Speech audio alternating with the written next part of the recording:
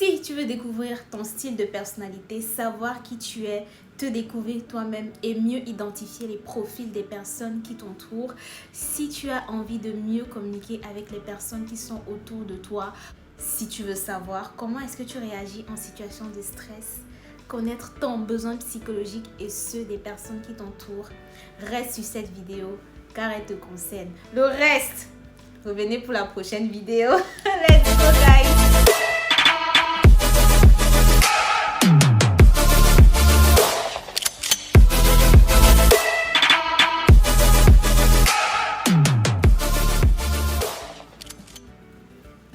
Hello everybody, je suis contente de faire cette nouvelle vidéo. Donc aujourd'hui on se retrouve encore une fois de plus. Bienvenue sur ma chaîne. Pour ceux qui ne me connaissent pas, je suis Félicité. Donc sur cette chaîne on apprend, on se développe, on avance dans notre développement personnel, on avance dans tous les niveaux de notre vie. Ici il est question de fermer le gap, l'espace qui se trouve entre ta vie actuelle et la vie qu'on rêve d'avoir. Si ce type de contenu t'intéresse, n'hésite pas à t'abonner, à liker la vidéo, à me laisser un commentaire. Je serais très ravie de lire vos commentaires en tout cas. Donc let's go guys! Aujourd'hui guys, pour découvrir parfaitement qui on est, savoir quel est notre profil, les personnes qui nous entourent, comment est-ce qu'on peut discuter avec ces personnes, comment est-ce qu'on peut interagir avec cette personne tout en sachant notre profil et le profil des personnes qui nous entourent, comment est-ce qu'on agit en situation de stress, notre besoin psychologique. On va utiliser la méthode DISC. Donc la méthode DISC a le D qui signifie dominant, le I qui signifie influent, le S qui signifie stable et le C qui signifie conforme. Donc on va étudier chaque profil afin que vous puissiez vous identifier dans ces différents profils, savoir est-ce que vous êtes dominant, est-ce que vous êtes influent, est-ce que vous êtes stable, est-ce que vous êtes conforme. Cette vidéo sera donc divisée en 3 parties. Premièrement, on va parler du pourquoi. Pourquoi est-ce important de savoir qui on est, de connaître sa personnalité, donc le sujet qu'on interpelle dans cette vidéo. Deuxièmement, on va parler des différents profils que je vous ai cités tout à l'heure. Et comme ça va nous donner l'opportunité de nous identifier. Est-ce que tu es D, S, I, C? On va le découvrir. Troisièmement, je vous donnerai des petits exercices, oui, parce que cette vidéo, c'est une vidéo pratique. Donc, on va la mettre en pratique. Je vous donnerai des petits exercices. Déjà, premièrement, un test à faire et ensuite, vous allez découvrir. Pour les personnes qui iront jusqu'à la fin. La méthode DISC a donc été créée par l'américain psychologue William Marston. Yeah, American. Donc, il a découvert cette méthode qui est également associée aux couleurs. Donc, on a 4 couleurs qui sont associées aux différentes lettres. Donc, D, S, I, C. Donc, avec toutes ces couleurs, on peut justement facilement nous identifier. Donc, toi, tu es vert, toi, tu es jaune, toi, tu es rouge. Sachant qu'aucune personnalité n'est au-delà de l'autre. Aucune personnalité n'est ni bonne ni mauvaise. Ça dépend de ce qu'on en fait avec. Donc, généralement, par rapport à ces différentes personnalités, on peut se retrouver dans toutes les différentes personnalités. On peut retrouver une part de nous dans toutes les différentes personnalités. Ça dépend. Il y a un pourcentage pour chaque personnalité. Et pour ça, il faut faire le test. Je vais vous laisser le lien en barre d'infos. Comme ça va vous faciliter la tâche. Vous faites le test après m'avoir écouté ou avant, comme vous voulez. Vous faites le test et vous verrez, il vous donnera des pourcentages par rapport à chaque niveau. Donc, vous pouvez être à 50% pour le rouge, 20% pour le vert, 10% pour le jaune, 80% pour le jaune. En fait, ça représente quelque chose et ça donne des informations. Donc, ce qu'il faut comprendre, c'est que le plus grand pourcentage, là où vous avez plus d'informations ou là où vous obtenez plus de caractéristiques, ça veut dire que là, on retrouve votre personnalité naturelle, votre personnalité prédominante. Ça veut dire quoi? Donc, c'est cette personnalité avec laquelle vous êtes né. C'est cette personnalité que la nature, Dieu, peu importe, a décidé de vous attribuer. Aussi, ça vient avec les gènes parce que oui, les gènes comptent, l'environnement génétique, donc tout ce qui va avec. Ensuite, on a le deuxième niveau, la deuxième personnalité qui aura peut-être le deuxième plus grand pourcentage. Là, c'est la personnalité que vous avez adaptée. Là, c'est la personnalité que vous avez développée avec l'environnement dans lequel vous avez grandi. Par exemple, tu as grandi dans un environnement où tout était calme, où voilà, tout était stable, il y avait des règles, il y avait un certain type de conformité. Tu vas développer des aptitudes, tu vas développer ce réflexe-là en fait, ce qui va faire que ça deviendra ta deuxième nature, comme on dit souvent. Donc, tu verras que tu as plus d'attributs, ça devient ta deuxième personnalité. Ensuite, tu peux te retrouver qu'il y a une troisième que justement tu adaptes pour certains types d'événements ou pour certains types de situations.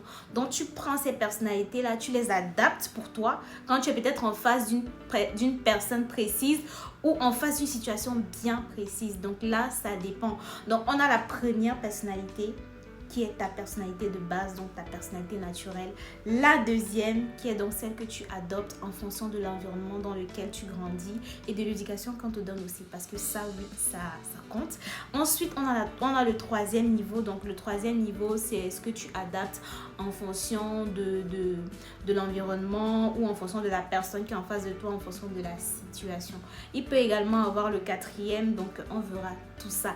Rentrons dans le vif du sujet. Donc, on va commencer par le rouge. Ici, ce qu'il faut retenir, c'est que le rouge, c'est quelqu'un de tenace et d'affirmé. C'est quelqu'un qui n'a pas peur d'aller vers ses objectifs. Donc, on peut le décrire comme quelqu'un qui parle plus qu'il n'écoute. Il est affirmé et énergétique. Il va droit au but. Ses phrases sont très courtes. Donc, c'est quelqu'un qui est direct et confrontant. Il a la force dans ses intonations, il a le discours rapide, la poignée de main ferme, le regard très soutenu, impatient et des mouvements rapides. C'est quelqu'un qui est également tourné vers l'action.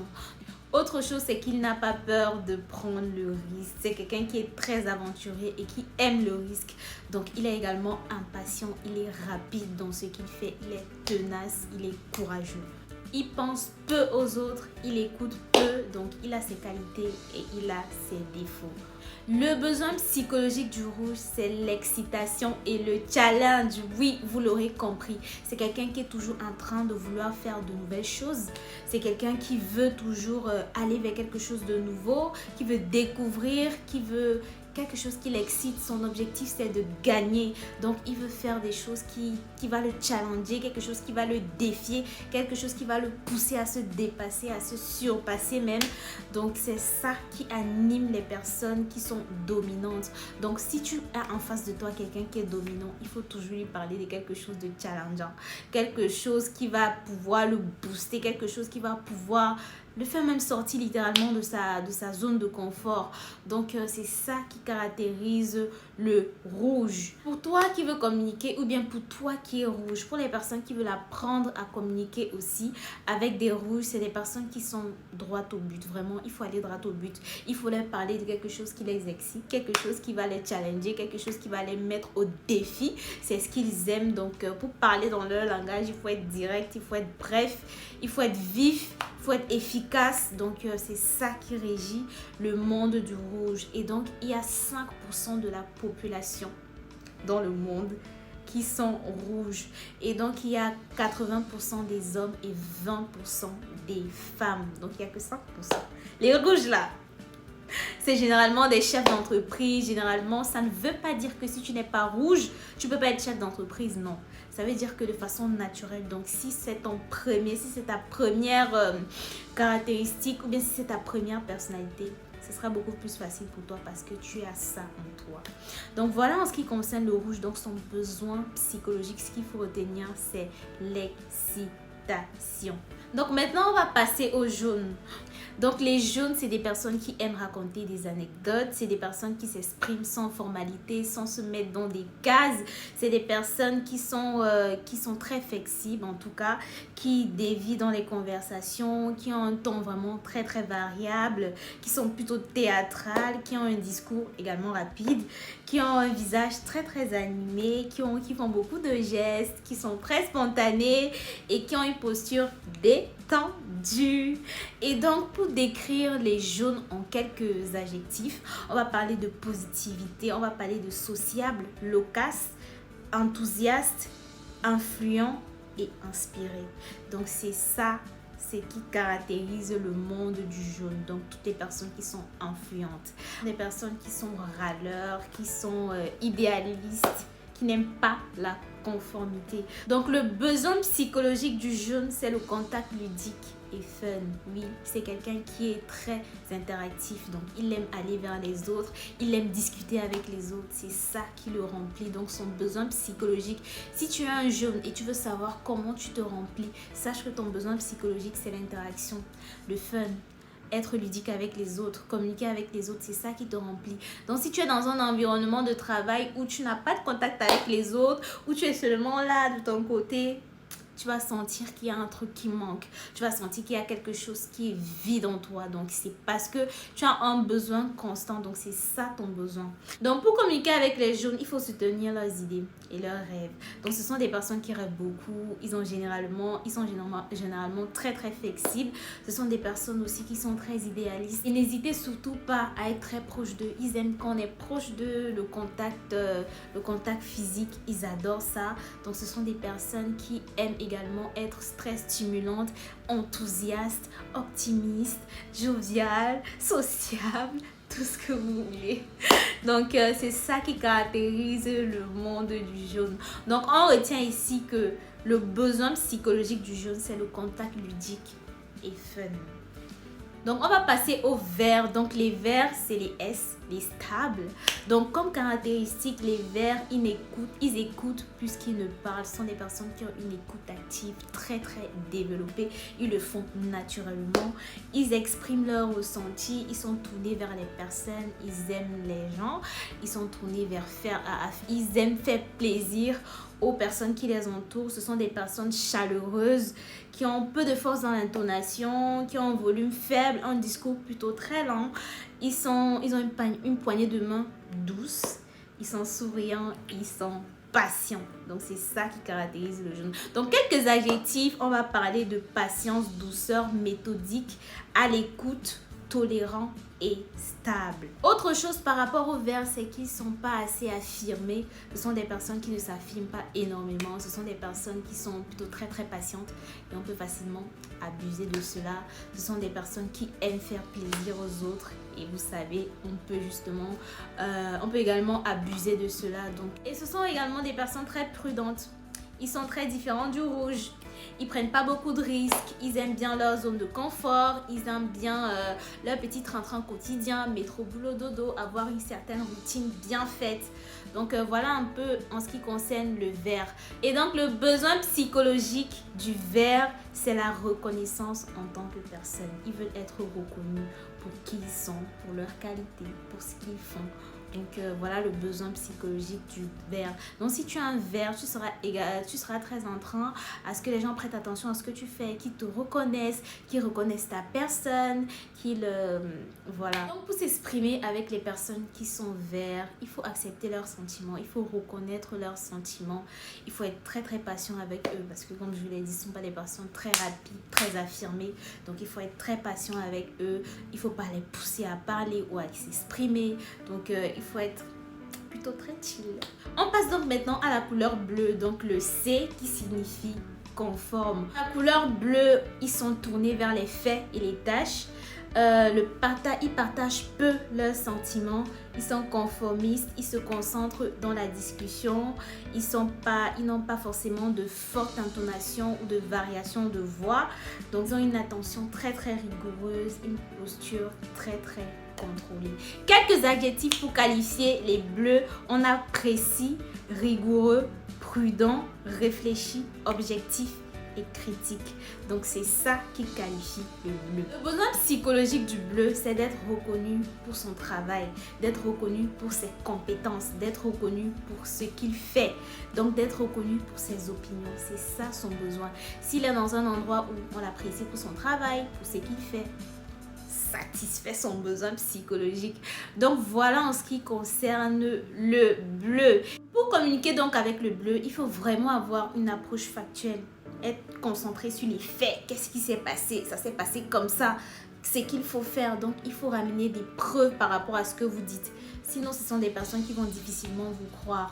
Donc, ce sont ces personnes qui sont orientées vers le résultat.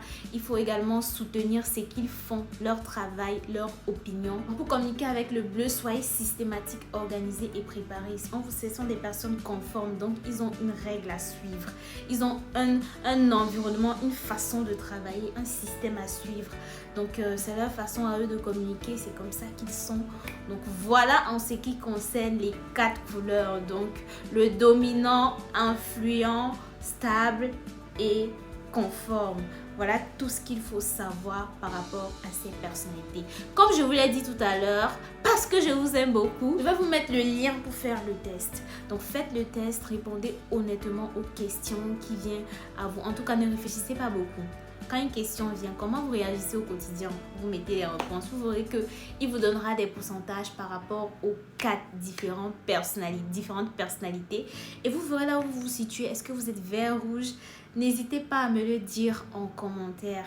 Et aussi, une dernière chose à savoir, c'est qu'il n'y a pas une personnalité qui est meilleure que d'autres. Il n'y a pas une personnalité qui est pire, qui peut s'en sortir dans la vie que d'autres. Non, c'est juste une question d'adaptation par rapport à tes qualités. Qu'est-ce que je peux adapter par rapport à ma personnalité? Vous voyez, donc il est vraiment question de savoir ses qualités, ses défauts par rapport à là où je veux aller.